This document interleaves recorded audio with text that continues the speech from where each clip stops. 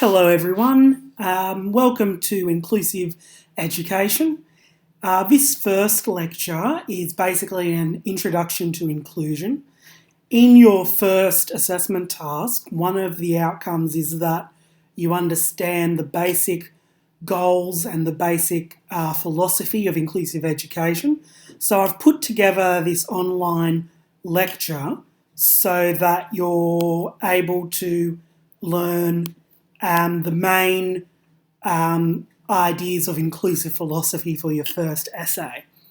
So to get started with, before we get into it, while we are going to talk a lot about disability in this lecture, it's important to understand that inclusion is not just about people with disabilities.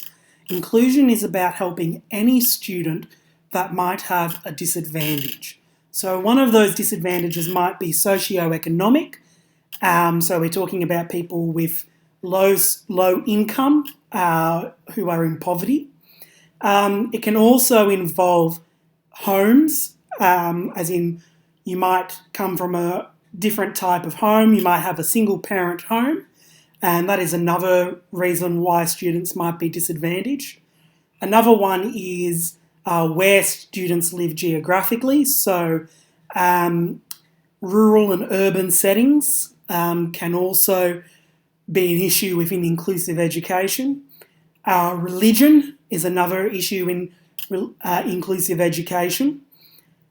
Gender and also ethnicity. Okay, so there's a lot of reasons why people might need to be included or why they might face exclusion or why they may need additional support. So this subject is actually talking about how do we help all of those students who, for whatever reason, might need a little bit of extra support. So as we start, we're going to start by talking about the different kinds of settings that you might have a student in. So the first kind of setting is exclusion. So pure exclusion, sometimes called macro exclusion, occurs when students are directly or indirectly prevented from or denied access to education in any form. Okay, so a student who has been expelled from a school, they are a student who has perhaps been excluded. A student that does not have access to a school is a student that might be excluded. Sometimes in our schools we have a thing called gatekeeping. I might just type that. That's a key good term. Gatekeeping is when you have your people who are doing enrolment purposefully keeping people out who they don't want. So sometimes in private schools, there may be a need to say, we're not going to take these students with these disabilities. Even in public schools, gatekeeping can happen where the school can say this student has a disability that's too extreme for this school. And so that is exclusion. Now, when we're talking about inclusion philosophy or inclusive philosophy, we are trying to reduce exclusion as much as possible. In October of 2019, the statistics said that 12% of students in Australian schools with disabilities experienced some sort of exclusion where they were either kicked out of a school or were not accepted into a school. Now, another word that's really important to know when you're talking about exclusion is this term micro-exclusion. Now, this is important because not all exclusion is 100%. It's possible to have smaller, more subtle forms of exclusion, which we call micro-exclusion. So you can have a student who goes to a normal mainstream school, but they might be excluded from particular parts of the school day. So, for example, they might be on detention all the time at lunch and they might be excluded from lunchtime. or they might have a lot of behaviours that are problematic at sport, so they might be excluded from sport. So as much as possible, we also want to stop micro-exclusion, especially for students with problems with social skills, like students with autism. Because often what happens is in the mainstream school, your student that has autism might do something that's not socially acceptable because they struggle with social skills, then they get on detention, and then they don't have lunch, which is the main thing that they actually need to develop social skills. A child with autism, it's super important for them to be involved in sport and to be involved in lunchtime and involved in recess and to get involved in play. And by excluding them from those sorts of activities does not help them to develop the skills that they need, and that's actually not inclusion. Exclusion can also occur when you've got a classroom where the student with a disability is just learning in a separate room or by themselves. That is social exclusion. So as much as possible, when we're talking about inclusion, we are trying to stop exclusion altogether. The second type of setting that you might come across is segregation. So segregation occurs when you have a separate education setting. So segregation can be considered your special needs schools, for example, are segregated settings. Now, for some students that have severe disabilities, such as students that have behaviour issues or students that have like global delays where they might be non-verbal, they might need a segregated setting where they can get more attention and more assistance. However, the problem with segregation is that usually segregated settings are not equal. Usually they don't have the same opportunities to mix with people their own age and to develop those social skills with people their own age. And we'll talk about that, I think, a little bit later in this lecture. Historically, we've had a lot of segregation in Australia, not just of students with disabilities. From 1905, we had a lot of segregation for people with Indigenous backgrounds, where Indigenous students were educated in separate schools on reserves. And that was actually a big disadvantage for students from Indigenous backgrounds. So as we've gone along, we've tried to get rid of segregation and we've tried to include students as much as we can in the mainstream schools. And today there's no reason for segregation because of race. Another type of setting that you might come across is integration. So it's really important to understand the difference between integration and inclusion. When you're writing your essay, it's really important to understand the difference between the two and not to confuse them. Just because a student is physically in a classroom does not mean that they are included. Okay, so integration is a process of placing persons with a disability in existing mainstream institutions, and that's kind of where it stops. Integration is more focused on the students with disabilities, and the students with differences have to adopt the main culture. They have to do what everyone else is doing. They have to learn the social rules and they have to learn the language. They have to do everything that's the same as the rest of the classroom. Sometimes integration looks like a group of students with disabilities in a classroom sitting up the back of the room with a support teacher, where the support teacher is trying to help them keep up with the rest of the class and do the same thing that the rest of the class is doing. And we now know today that integration is not the most effective way to help students with disabilities. Actually, the most effective way is usually inclusion. So inclusion is a process where you systematically change your school environment, where the teacher actually changes the way that they teach to meet the needs of all students.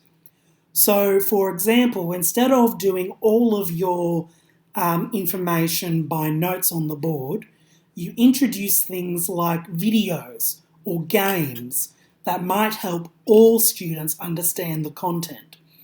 So inclusion is about changing the structure of the classroom and changing the classroom so that it works for everybody.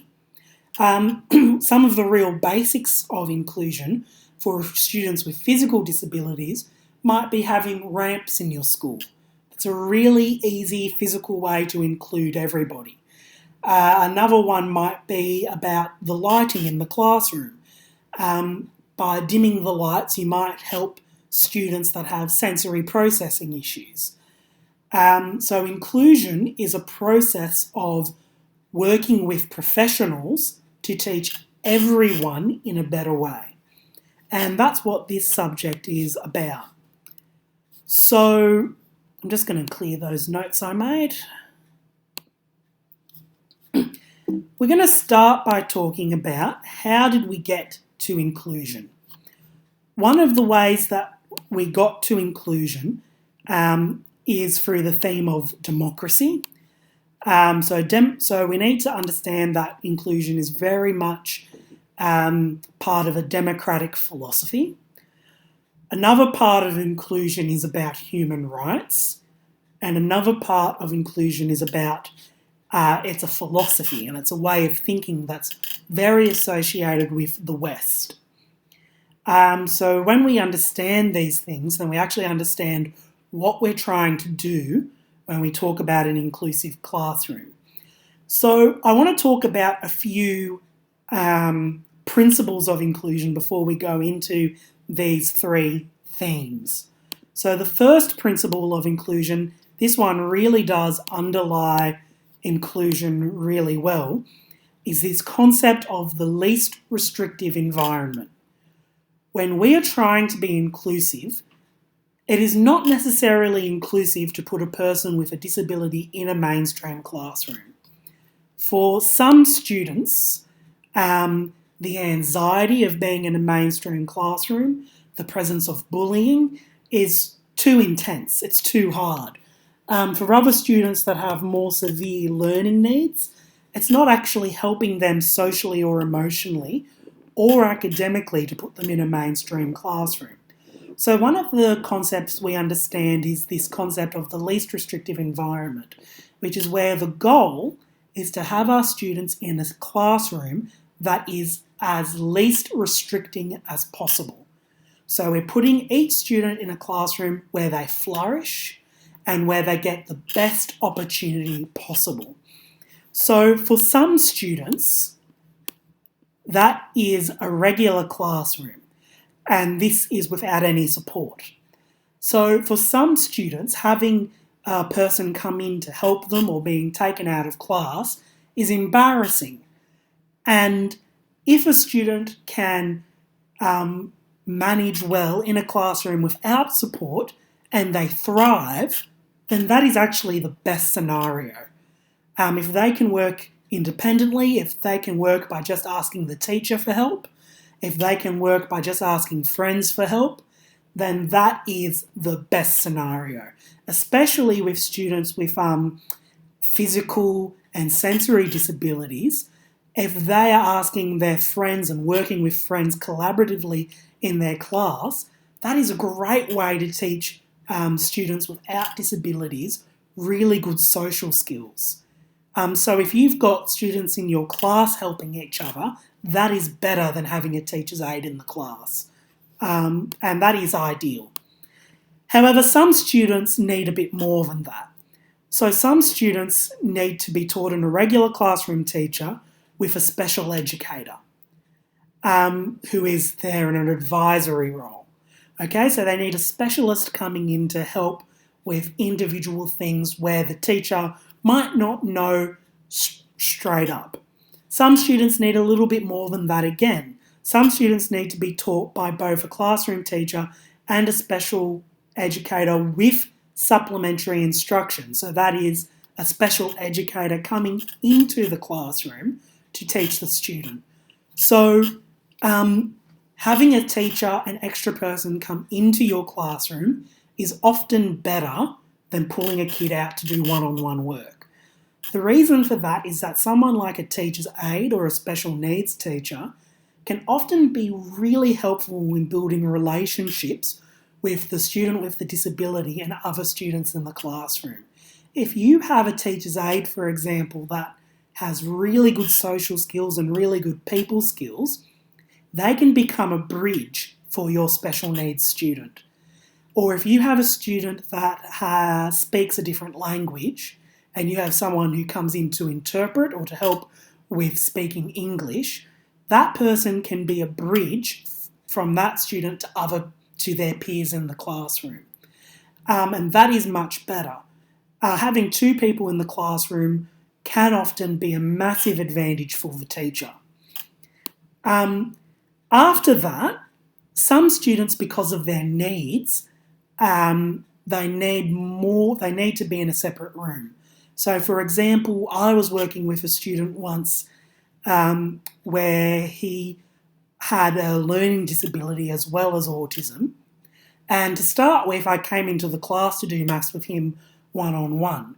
But what we found was that we had to adjust it so heavily that it was actually a distraction to the other students, because I was in the class and I was teaching this student, but because I was saying something different to the teacher, it was actually a distraction. So for some students, the next step is that for part of the day, they might be taken out of the classroom with a teacher one-on-one. And that is the next least restrictive option. Then after that, another least restrictive option is a separate classroom. So this is where a student is in a separate special needs classroom in a mainstream school. So this often happens for students that have learning difficulties, or they might have severe sensory difficulties. And this allows them to have social interaction still during the school day. That's not as good as being in a regular classroom in terms of building social relationships. But for some students, they need that extra intensive support. So once again, we're going for whatever environment is the best for this student, whatever restricts them the least. Then after that, so separate school is the next step. This is like a special needs school. However, some students in special needs schools, if they have, say, global delays where they aren't able to speak properly, or if they have severe emotional issues, they might need more intensive care. So after a special needs school, the next option is a residential school. So this is like a boarding school or maybe a juvenile detention sort of setting, which is quite extreme. And really we want as few students in this setting as possible, because we know that all of these options are better. If you can go into a separate special needs school, that is better. If you can get into a separate classroom, that's even better again. Then the last option is homebound or hospital. So these are your students with really severe physical disabilities often. And that might be the only option for some students. So once again, this is the concept of the least restrictive environment. And when we're talking about inclusion, we're trying to get the best placement possible for the student. That is what I feel inclusion is about. Inclusion is also about justice. So we know that from an academic perspective, kids are much more likely to succeed if they have a least restrictive environment. The higher they are on this chart, we know the more advantages they have once they leave school. So inclusion is also about justice, and it's also about this concept called normalisation, which is a bit of a controversial word. So normalisation is not about this student has to act normal. That's not what it is. Some people think that's what it is, but that's actually not what it is. Normalisation means, as much as possible, we want our students with disabilities to have the same kind of childhood as students without disabilities. We want them to have the same experience as much as possible. So that is why these options further down the list are better for students with disabilities. If you are a student with a disability and you have as normal a childhood as possible, that's going to be good for your mental health, that's going to be good for your academic learning, and it's also going to be good for your social development. And at each stage on this continuum, I like to think of it as, I'm going to write this down, think of it as a continuum of inclusion. Now I'm going to probably stuff up the spelling of continuum, but I know you'll forgive me because you're all going to be very inclusive of me. We are going to have a continuum of inclusion. As much as possible, we're going to get our students as high on the continuum as possible.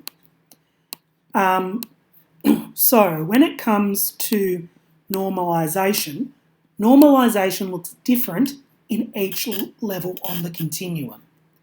Okay? So we don't want our students to be embarrassed by someone coming to the door of the classroom and saying, hey, Charlie, you need to go to see the school counsellor, or you need to go out for remedial education. We don't want any student to have to be embarrassed by that.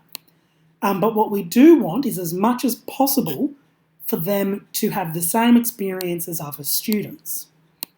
So one example of this is in a special needs school. One program that I love is called the Liberty Swing.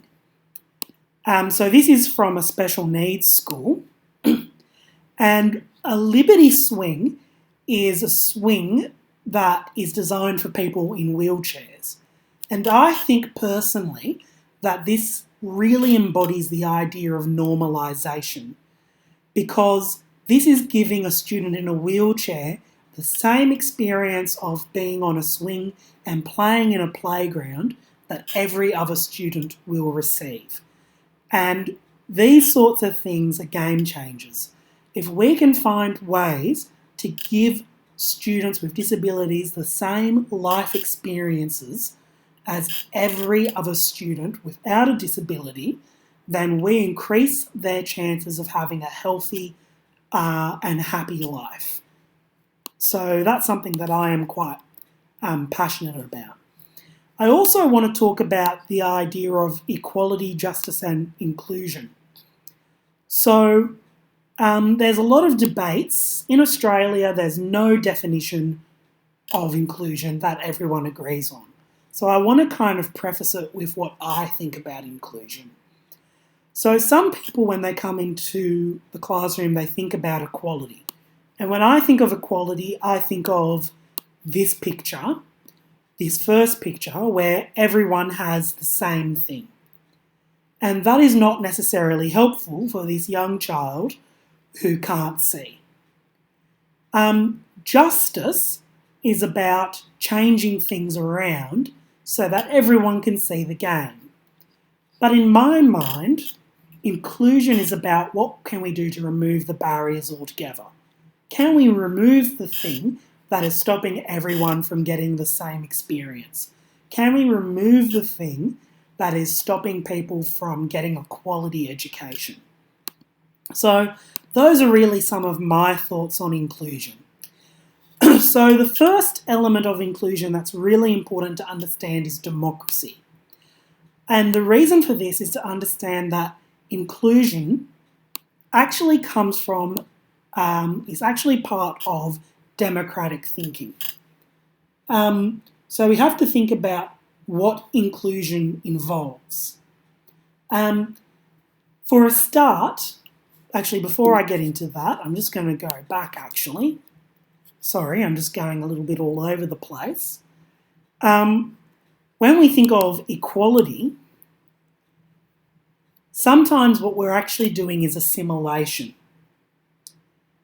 And it's really important to understand that when you place a student in a classroom, inclusion is about recognising their diversity, recognising that they might learn in a different way and that they might have different needs. So that it's also important to understand that we do not need to assimilate our students, we need to include them.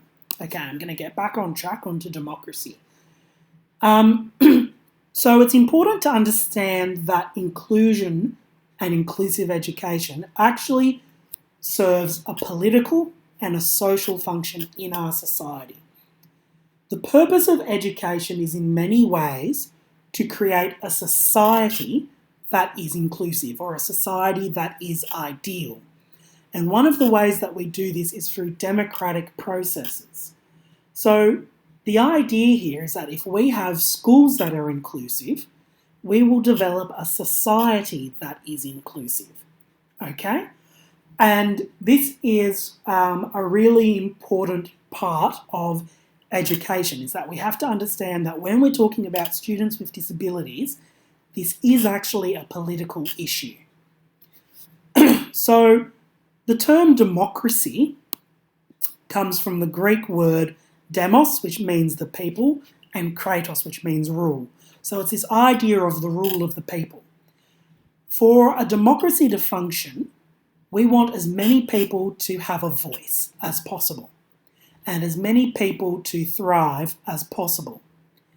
So when we talk about democracy, we are talking about inclusion as something that allows everyone to be involved in our society. So that is something that is really important to the inclusive process. Inclusion is also based on this idea of freedom and this idea of justice and solidarity. We're having these ideas that that a proper and a just education is fair, and that everyone has the right and the freedom to an inclusive education. It's also about this idea of liberation of oppressed individuals versus the promotion of the common good. So this is really important because this word oppressed is actually really important. One of the ideas behind inclusion, and inclusion as a democratic notion, is this idea that people are oppressed when we don't include them. So, for example, if we do not provide a quality education for people in our society who are deaf, that might be considered a form of oppression because it means that all people who are deaf in our society are not able to get an adequate education. But we also need to we need to balance that with the promotion of the common good. If we have students in our classroom that are difficult to teach and have emotional issues, then we've got to think about what impact that has on the classroom. And that comes back to this idea of the least restrictive environment and normalisation.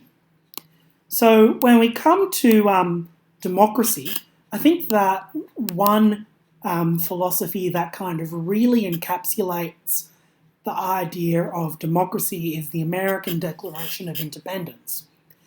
And the American Declaration of Independence says, "We hold these truths to be self-evident, that all men are created equal, that they are endowed by their Creator with certain unalienable rights, that among these are life, liberty, and the pursuit of happiness." So, inclusive education comes from this political idea that all people are created equal, that everyone has a right to a happy life and to liberty. And because of that, we need to, as much as possible, include people with disabilities and people with difference in our regular classroom settings. And we need to provide quality education for people that might face barriers, whether that barrier be because of someone's religion or because of someone's low socioeconomic status, their poverty, or because of their gender. Throughout history, we have been learning more and more about different groups of people who are excluded because of a certain experience in their life, whether that be ethnicity or just disability or another reason. And one of the things we have to understand is that we are living in the context of a political history where we are constantly realising that there are groups of people who are being excluded even today, and that we still need to help them become included. So examples of that. So one of the quotes that I really like is by this guy named Miroslav Volf, and he argues that the history of modern democracy is about progressive and ever-expanding inclusion. First the middle classes, then working men, then women, then racial minorities. I've realised I've had a dyslexic moment here, so I'm going to fix that after. Now, what Volf is saying is that throughout our history, we have recognised new groups of people who are being excluded, who deserve inclusion, and we are constantly changing our society and changing our schools as we recognise these. So inclusion and the democratic philosophy of inclusion comes from people like Nelson Mandela, Gandhi, the civil rights movement, the Indigenous rights movement. So events like the Freedom Rides in 1968 really raised our awareness for the first time to the needs of our Indigenous peoples. And we have since been working to improve the way we teach Indigenous peoples, and we're trying to become more aware of that. The issues over gender in the 1970s, we are now learning that we have learnt that there are certain disadvantages for boys and certain disadvantages for girls. And throughout our history, we have gotten better at trying to include boys and girls. Right now, we are noticing that there are certain disadvantages for students who identify as LGBT. And just now we're starting to develop research about what those sorts of problems are. And of course, we're still learning how to include people with disabilities. One of the things that we also need to acknowledge is that inclusion is not only influenced by political ideology, it's also influenced by philosophy and by Christianity in particular. So I'm just going to show a video, and this video kind of shows the biblical idea of justice, which I think has really contributed to the way that we do inclusion in Australia, whether you follow Christianity or not. I think the Christian faith has really shaped the way Australians understand justice. So we're going to watch this video to help us understand that.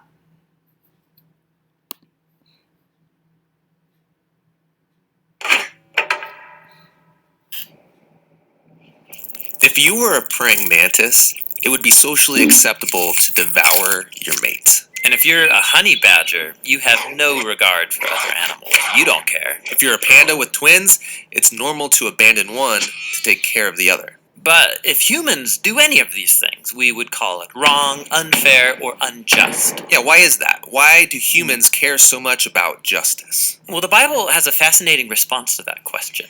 On page 1, humans are set apart from all other creatures as the image of God. Yeah, God's representatives who rule the world by his definition of good and evil. And this identity, it's the bedrock of the Bible's view of justice. All humans are equal before God and have the right to be treated with dignity and fairness no matter who you are. And that would be nice if we all did that, but we know how the world really works. And the Bible addresses that too. It shows how we are constantly redefining good and evil to our own advantage at the expense of others. Yeah, self-preservation. And the weaker someone is, the easier it is to take advantage of them. And so in the biblical story, we see this happening on a personal level, but also in families, and then in communities, and in whole civilizations that create injustice, especially towards the vulnerable. But the story doesn't end there. Out of this whole mess, God chose a man named Abraham to start a new kind of family. Specifically, Abraham was to teach his family to keep the way of the Lord by doing righteousness and justice. If doing righteousness, that's a Bible word I don't really use, but what comes to mind is being a good person. But what does that even mean, being good? The biblical Hebrew word for righteousness is tzedakah, and it's more specific. It's an ethical standard that refers to right relationships between people. It's about treating others as the image of God, With the God-given dignity they deserve. And this word justice, it's the Hebrew word mishpat. It can refer to retributive justice. Like if I steal something, I pay the consequences. Exactly. Yet most often in the Bible, mishpat refers to restorative justice. It means going a step further, actually seeking out vulnerable people who are being taken advantage of and helping them. Yeah, some people call this charity. But mishpat involves way more. It means taking steps to advocate for the vulnerable and changing social structures to prevent injustice. So justice and righteousness are about a radical, selfless way of life. Yeah, and you find this idea all over the Bible. Like here, in the book of Proverbs, what does it mean to bring about just righteousness? Open your mouth for those who can't speak for themselves. And what do these words mean for the prophets, like Jeremiah? Rescue the disadvantaged, and don't tolerate oppression or violence against the immigrant, the orphan, and the widow. And like here, look in the book of Psalms. The Lord God upholds justice for the oppressed, gives food to the hungry, and sets the prisoner free. But he thwarts the way of the wicked. Whoa, he thwarts the wicked? Yeah, in Hebrew, the word wicked is rasha. It means guilty or in the wrong. It refers to someone who mistreats another human, ignoring their dignity as an image of God. So justice and righteousness is a big deal to God. Yes, it's what Abraham's family, the Israelites, were to be all about. They ended up as immigrant slaves, being oppressed unjustly in Egypt. And so God confronted Egypt's evil, declaring them to be rasha, guilty of injustice. And so he rescued Israel. But the tragic irony of the Old Testament story is that these redeemed people went on to commit the same acts of injustice against the vulnerable. And so God sent prophets who declared Israel guilty. But they weren't the only ones. There's injustice everywhere. Yeah, some people actively perpetrate injustice. Others receive benefits or privileges from unjust social structures they take for granted. And sadly, history has shown that when the oppressed gain power, they often become oppressors themselves. So we all participate in injustice, actively or passively, even unintentionally. We're all the guilty ones. And so this is the surprising message of the biblical story. God's response to humanity's legacy of injustice is to give us a gift, the life of Jesus. He did righteousness and justice, and yet he died on behalf of the guilty. But then God declared Jesus to be the righteous one when he rose from the dead. And so now Jesus offers his life to the guilty so that they too can be declared righteous before God, not because of anything they've done, but because of what Jesus did for them. The earliest followers of Jesus experienced this righteousness from God, not just as a new status, but as a power that changed their lives and compelled them to act in surprising new ways. Yeah, if God declared someone righteous when they didn't deserve it, the only reasonable response is to go and seek righteousness and justice for others. This is a radical way of life, and it's not always convenient or easy. It's courageously making other people's problems my problems. This is what Jesus meant by loving your neighbor as yourself. It's about a lifetime commitment fueled by the words of the ancient prophet Micah. God has told you, humans, what is good. And what the Lord requires of you is to do justice, to love mercy, and to walk humbly with your God.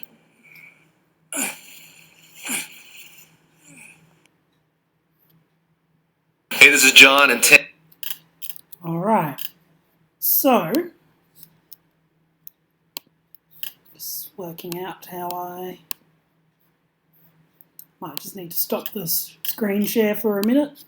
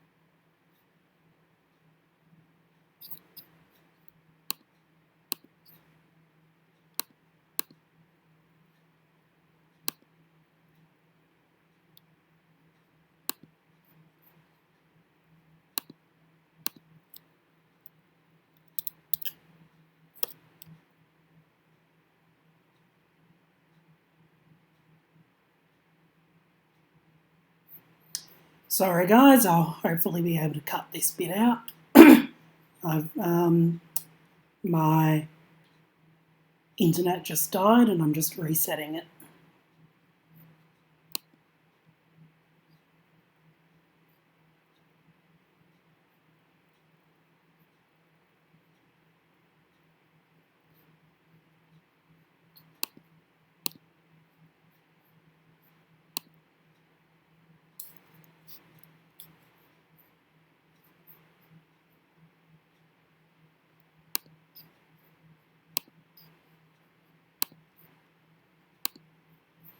Okay, sorry about that.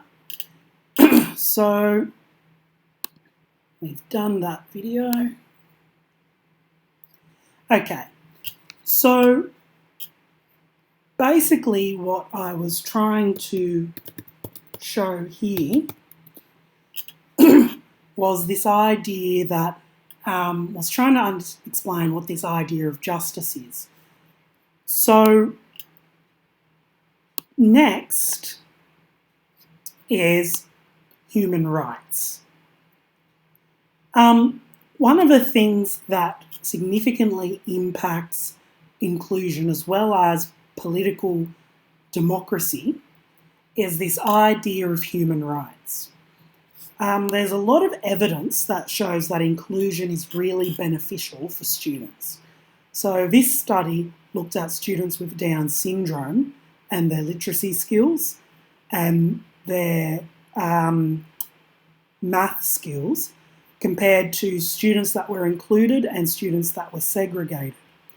So the yellow lines are the ones that are included and the blue lines were the ones that are segregated, and it shows you that over a period of time the students that were included wound up getting higher scores in literacy and math.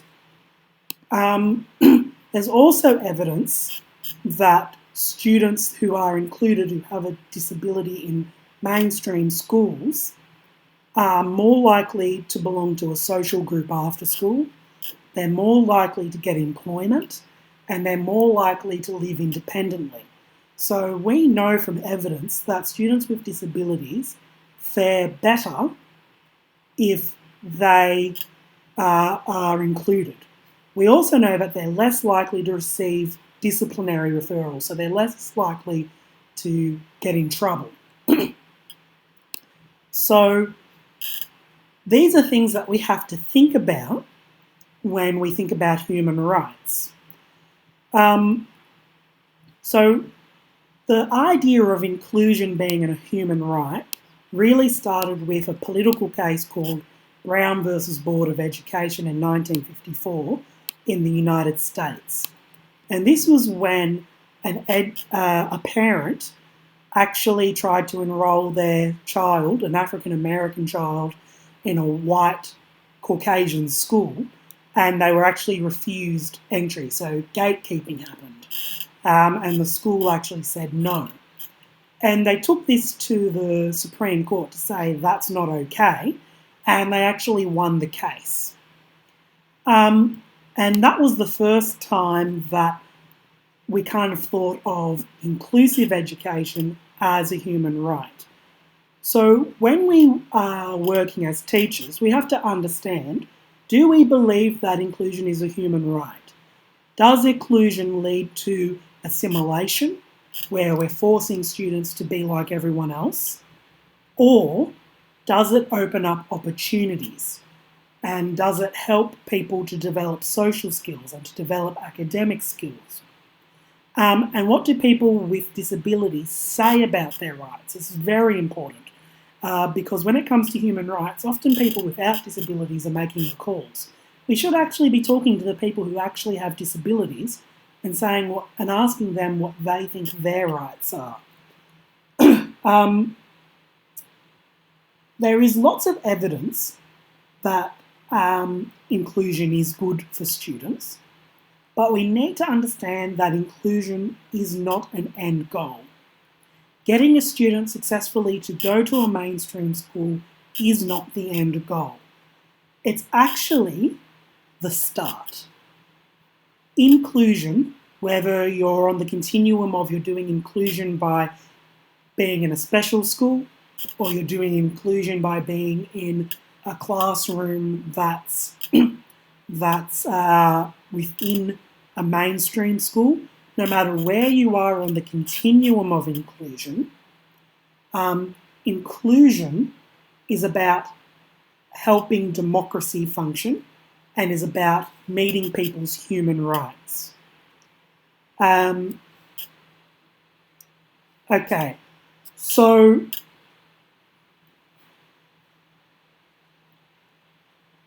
I'm just having a look at my notes to make sure I haven't forgotten anything.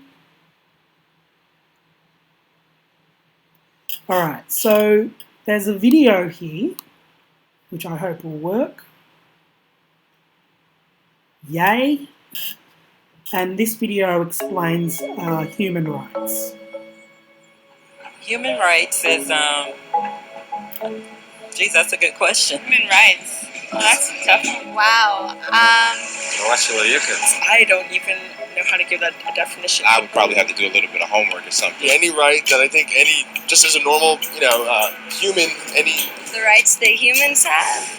Oh, that's a very large debate. Too many. Tú le puedes preguntar a 20 personas y te van a dar 20 diferentes opiniones. Non saprei, una domanda complicatissima. Because we just take them for granted that they're there, but we don't even consider what they are.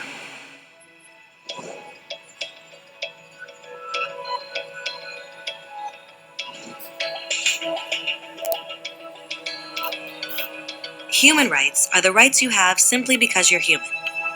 It's how you instinctively expect and deserve to be treated as a person, like the right to live freely, to speak your mind, and to be treated as an equal. There are many kinds of rights. Most apply to a certain group. But human rights are the only ones that apply to absolutely everyone, everywhere. That means kids, old people, poor people, basketball players, garbage men, rappers, teachers, Africans, Indians, Albanians, Christians, Muslims, Kabbalists, atheists, your mom, your dad, your next door neighbor, and you all have the exact same human rights. In other words, they're universal. But the question remains, what are they? Name the human rights? What the human rights are? The right to live. Equality between all peoples. Right to religion, the right to...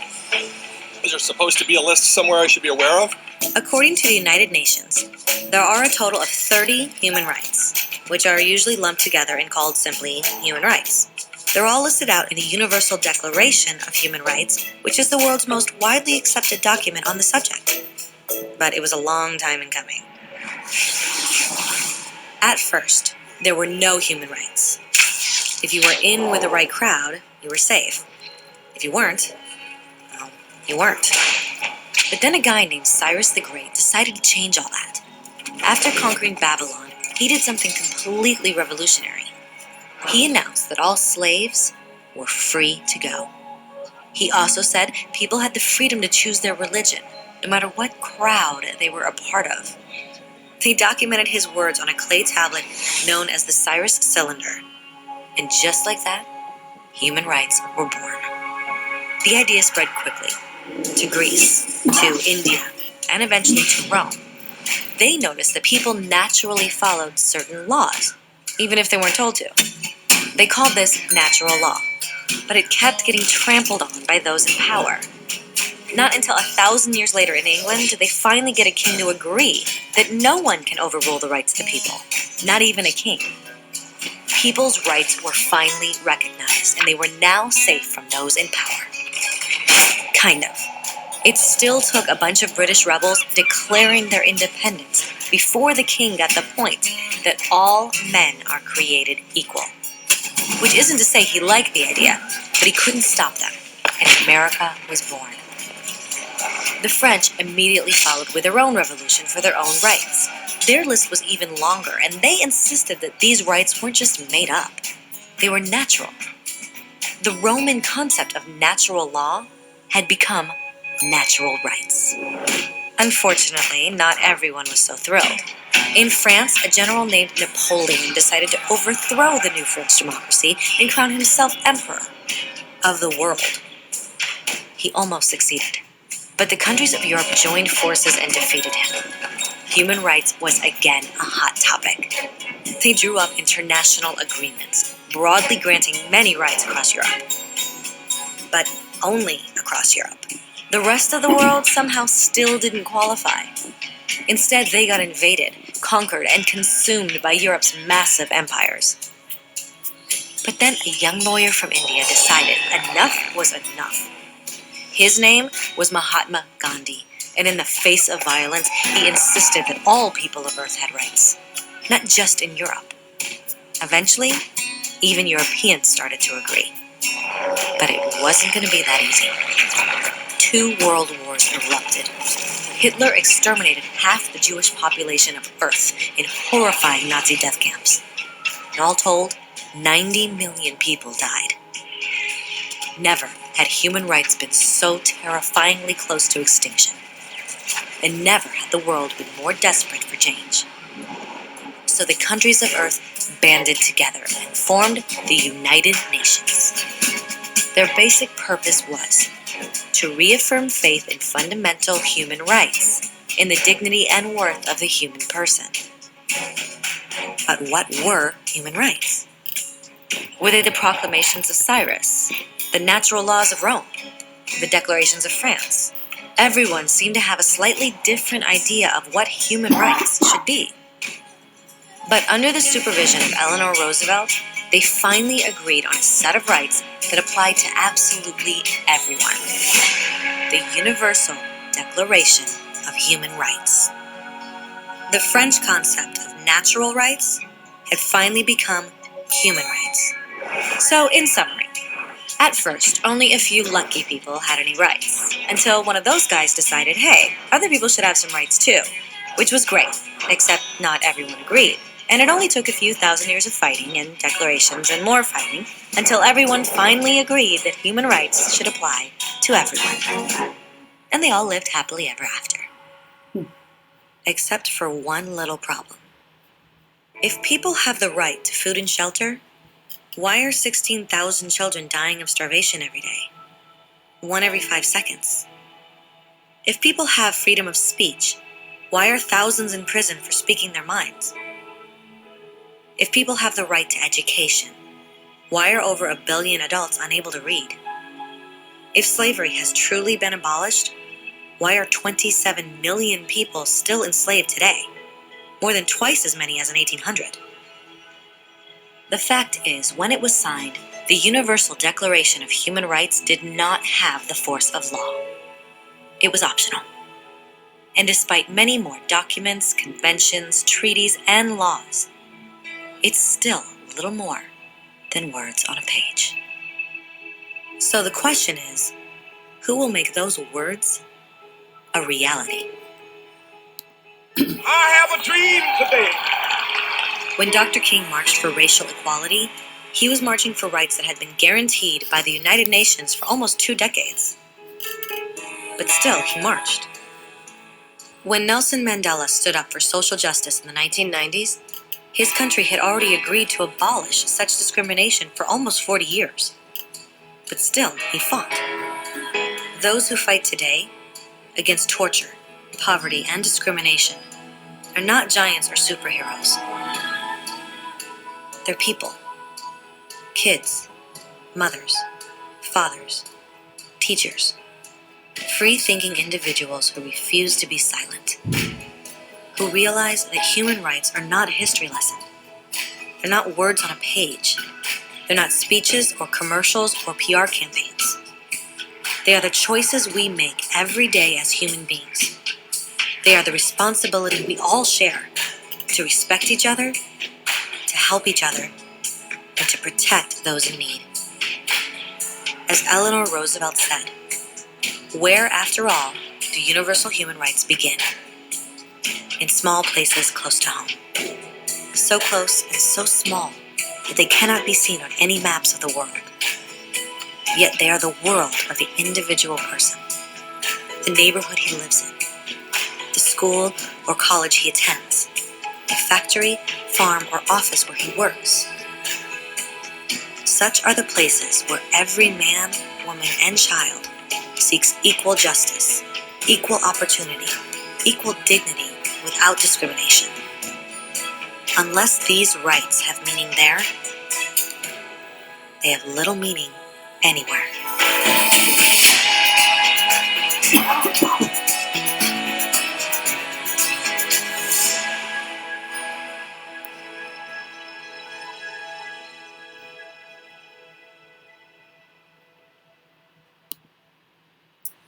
Okay, so it's really important to understand that when we're doing this subject, inclusive education, we're talking about democracy, we're talking about inclusion in society, and we are also talking about human rights.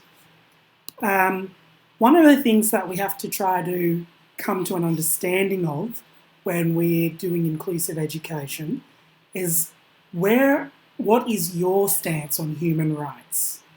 What do you believe are human rights, and what rights do you believe students in your classroom have? And these are things that are not going to be easy for you to decide. So the last section is talking about philosophy. So while inclusion is a function of democratic societies, and it's also about human rights, the way we think about inclusion is also significantly influenced by philosophers. So the first philosopher that I'm going to talk about, who really kind of gave us a start in inclusion, is John Locke. So John Locke was a British philosopher, and he argued that humans should tolerate. He started in England during the British Revolution, and one of the things that he saw when he was growing up were Protestants and Catholics killing each other over religion. And one of the things that he came to believe was that society and politics, you have to have toleration of other religions. And he argued that you needed to have toleration of other religions because you can't be forced to believe something. As much as you want to have a Christian country, an Islamic country, a Buddhist country, an atheist country, whatever it is you believe, you cannot force other people to believe the same thing as you. One of the things that John Locke argued was that forcing one faith leads to social disorder.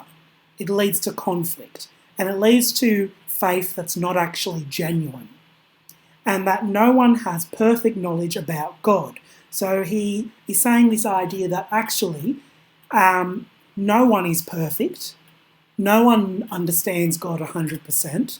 The Bible even says in, I think it says in Isaiah, My ways are higher than your ways, says the Lord. Or that might be Proverbs, I'm not sure. But the idea is that God is all-knowing, humans are not. And so John Locke started this idea of religious tolerance, which has become kind of a cornerstone for the idea of inclusion. In the 1600s, many people, another thing that John Locke also came up with was this idea of the nature of humans. So in the 1600s, many people believed that children were born with a variety of views or beliefs. They also believed that children were born evil. So during the time that the revolution was happening in Britain, most people believed that you were born with particular beliefs and that you were born to act in a certain way, that everything was predestined, that all people started out evil and in sin. But John Locke had a bit of a different idea. He came up with this idea that I think a lot of us have today, that children are empty slates, that we all start life with our minds that are blank, and that education shapes young people and is crucial to their moral development. So again in the Bible, it says in the Old Testament, over and over again it says in the Old Testament, this idea of teaching your children in the ways of the Lord, and then they will know the way to go. And today we have this idea that if we teach people the right way to act, and if we teach people how to be loving, and if we teach people how to be kind, they are more likely to act that way, and they are more likely to do that.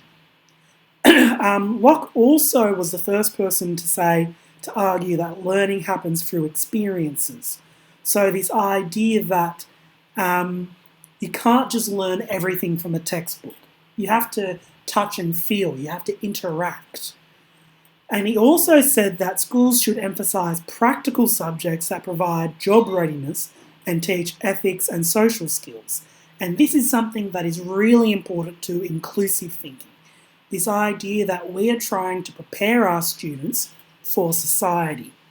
That is annoying. This idea that we are trying to prepare our students for society and prepare them with the social skills that they need. Go away. One of the things that's really important with inclusion is this idea that the more people that we can give skills to, the better it is for our economy. If we have students with disabilities who are able to go out there and get jobs, it makes society better for everyone. And Locke has this idea that we need to focus on things that allow students to get the skills that they need to get jobs. So there's quite a few deep things that Locke talks about that we've really taken up when we're talking about inclusion. And we have to consider, what do we believe? Do we believe that people are born evil, or do we believe that they're empty slates? One of the things that I personally believe is that all students are capable of learning. All people are capable of accepting Christ. All people are capable of becoming tolerant. So those are my personal beliefs, and that is something that I have to think about when I walk into the classroom. Another person that had some really cool ideas about education was John Dewey. So John Dewey is much more recent. He was an American, and he pioneered this idea called democratic education. And his style of education was really radical. So Dewey believed that the environment was conditions in the classroom such as look, feel, people, and presence. He believed that the environment was very important for a student's learning. So one of the ideas that kind of underpins inclusion today is this idea that a classroom's environment is very important to how a student learns. If you have a student with a vision impairment and they can't see, they need an environment that supports that. they need to be able to hear the teacher, for example. They need to be able to cut out background noise. So, for example, in the classroom where I was teaching, I had to adapt my environment for a student that had a vision impairment because he needed to be able to hear everything. So we needed to close windows and close doors so he didn't get background noise. And we needed to make sure that there was plenty of natural light in the room so that he could use the vision that he did have. So John Dewey also believed that informal education, such as playtime or extracurricular lessons, were just as important as formal education. This is really important in inclusion, because when you're talking about inclusion, you're talking not just about academic, but you're talking about their spiritual needs, and you're talking about their emotional needs, and you're talking about their social needs. One of the biggest reasons why we want students with disabilities to be in the least restrictive environment where they can learn the most that they can is so they can have the same social interactions as every other student, so they can experience normalisation, so they can have the fullest life possible. And things like being able to play, for an inclusive educator, play is so important. Sometimes we need to have more play so that our students are able to develop social skills and are able to build relationships with each other. One of the things that Dewey supported was this idea of a democratic classroom. So instead of the teacher being the knowledge holder, he had this idea that all students were knowledge holders and that everyone in the classroom can contribute to learning. So I'm just going to play this video. Democratic education is based on the belief that children themselves know best what is good for them. The job of a school is to provide a democratic structure in which kids can discover their interests and learn how to live in a community that solves conflicts together. The ideal, to grow up in absence of fear and to become responsible, empathic and self-determined citizens. The idea is not new. In 1693, the philosopher John Locke wrote that things children learn should never be a burden to them. Some 200 years later, the writer Leo Tolstoy opened a school for peasant children on his estate in Russia. The school evolved from ideas introduced by teachers and pupils. One of the principles was that the students had the right to not listen to the teacher. The first democratic school that still exists is Summerhill in Suffolk, England. It was founded in 1921 by A.S. Neal, who believed that a school should be made for the child rather than the other way around. Class attendance is voluntary. Some children may spend weeks in the woods or do nothing all day, while others choose to learn maths or try out reading class. When they grow older, many turn to traditional subjects with full focus when they realize that they need them for college entrance exams. At weekly school meetings, staff and students gather to solve conflicts. Once a conflict is brought to the meeting, everybody in the school can speak up, mediate, or come up with a solution. After the conflict is discussed and democratically processed, harsh feelings are often buried and staff and students live peacefully. The meetings are also used to work on the school regulations, and anybody can make a proposal for a change of the rules. If one student requests a change, members discuss and then decide by popular vote whether the new idea will be implemented. Sometimes the kids may vote for the abolishment of all rules, but after a few days of total chaos, students usually use the same democratic process to re-implement order, almost as if they all naturally seek structure.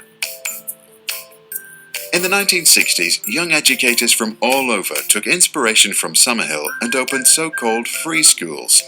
One was the Sudbury Valley School, which was founded in Massachusetts, United States.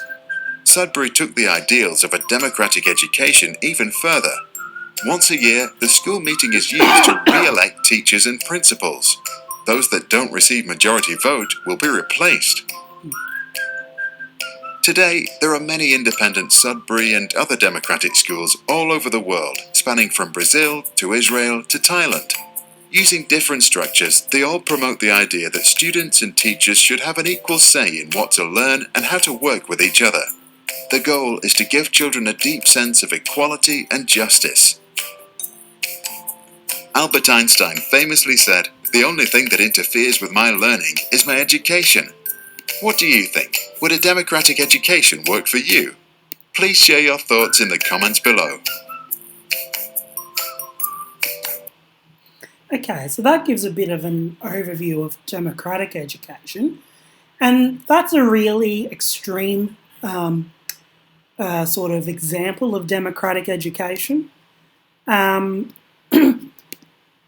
There are certain elements of democratic education that probably would not work for students with disabilities, but still the philosophy and the ideas behind it are very consistent with inclusive education. One of the biggest things that happens in inclusive education is the development of the IEP, the Individual Education Program, and that is where you sit down with the student and the parents and you actually come up with a plan to help the student work in the classroom, and that is very democratic. There are also some democratic teaching processes that work very well in inclusive settings.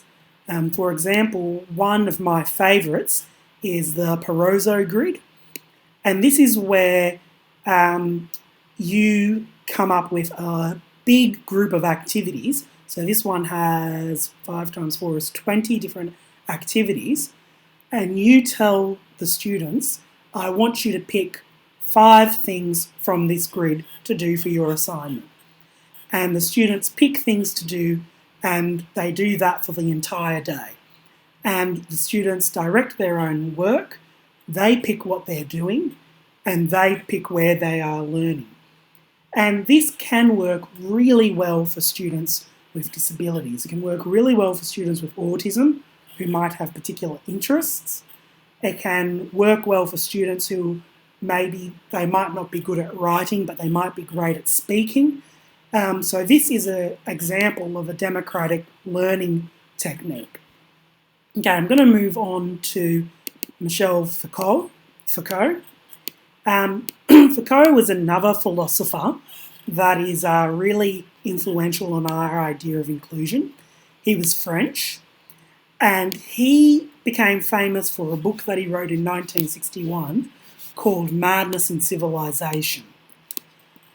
Basically, Foucault's main idea was that some people believe that society is much better today than in the past, but his argument is that this is actually somewhat untrue, even though we have better medical care today.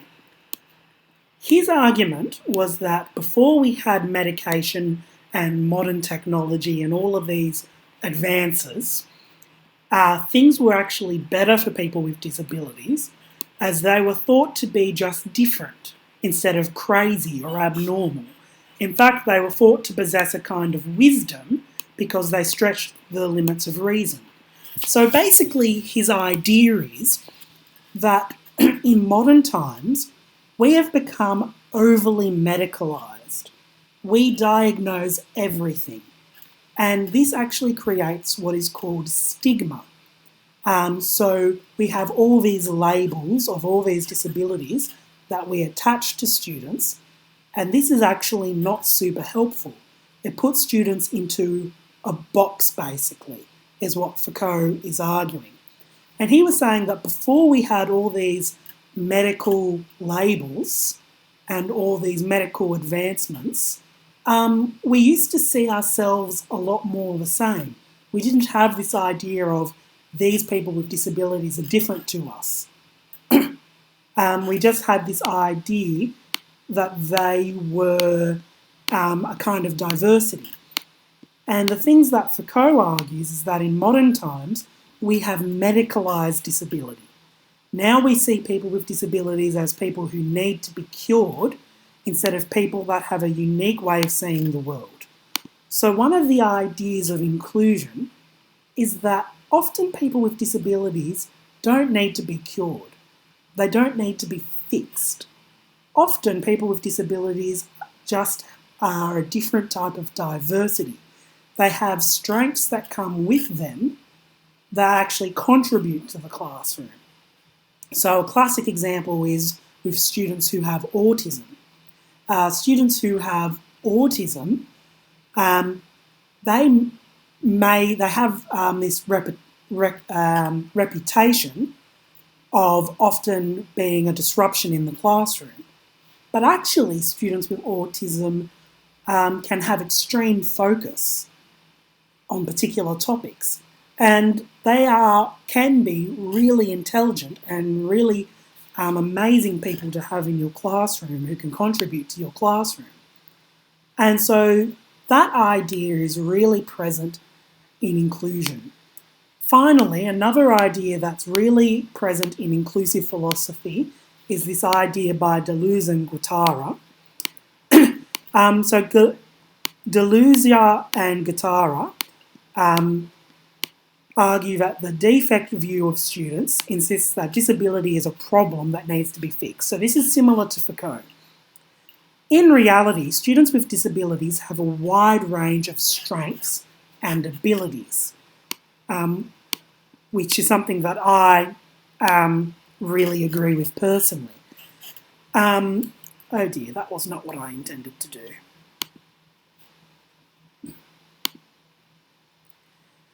So one of the things that they argue, that Deleuze and Guattara argue, is that neurotypical people, or people without disabilities, when we teach, we often think in terms of past, present and future.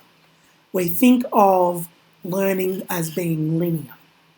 But they argue that learning is actually not linear, that people with disabilities actually have expertise in areas that the teacher might not have expertise, that people with disabilities have access to a knowledge that other people without disabilities might not have access to. I'm just moving because my computer has indicated that my battery is low.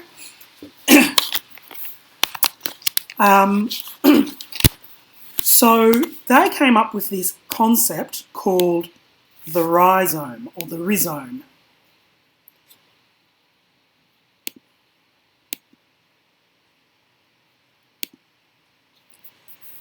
And the rhizome is kind of thinking of knowledge as a kind of net or a web. So the metaphor that they use is when you do research for a task, most of the time you don't pick up a book and read it from start to finish to do research. What you actually do is you go to the internet, you go to Google, and you type something in. Then when you get to a website, you see all these other tabs that lead you to other places and to other websites. And the way you construct knowledge is not linear. It actually goes through all sorts of different paths. And they make the argument that when you have students with disabilities and students with different ethnicities and different cultural backgrounds, they actually have different experiences and different life experiences that they can bring to the conversation. They have things that they know that the teacher might not know. And we have to think of learning as rhizomatic, that learning happens in a way that is not linear and that everyone contributes in different ways and have all different kinds of connections. So an example of this is when I was teaching Year 10 modern history. I'm trained as a modern history teacher, but I had a student in my class who was autistic, who was obsessed with World War II tanks. And when it came to World War II, I stopped trying to teach and I let this student have the floor. He actually made up a special presentation that he did at home as an extra assessment, and he brought in a model of a tank and he brought in a presentation that he showed, and he knew everything there was to know about World War II tanks. And this actually really enriched the classroom. In the same class, I also had a student that was Indigenous. And when it came to Indigenous history, I didn't try to teach Indigenous history from the textbook. We actually had a discussion and we said, so what is your story? What's your experience? And I actually learnt something from that student, as well as the rest of the class. So when we're doing inclusion, we have to consider that everyone is knowledge holders. Anyone can be a teacher. When you put students into small groups and you mix the group up, so they've got all sorts of different ethnicities and abilities, they're all learning from each other. They are all teachers and they are all educators. And so that is what the concept of rhizome is that everyone is coming from a different place and a different spot of knowledge. So I apologise that this lecture wound up going for a really long time, but I hope that this is a really helpful introduction to helping you understand inclusive philosophy. I have attached the notes as well in a different section, so if you want to go back over the notes and try to understand something, feel free to do that. Feel free to ask questions on the forum if there's something I've said that doesn't make sense. If I've said something incorrect or something wrong, I would love you to correct me, so go onto the forum and state that. Let's have a discussion, let's be rhizomatic about it or share with each other. So look forward to the next lecture. The next online lecture is going to be about beliefs and attitudes, and it's a really important one for your assessment task because beliefs and attitudes is the most important factor in being successful as an inclusive educator.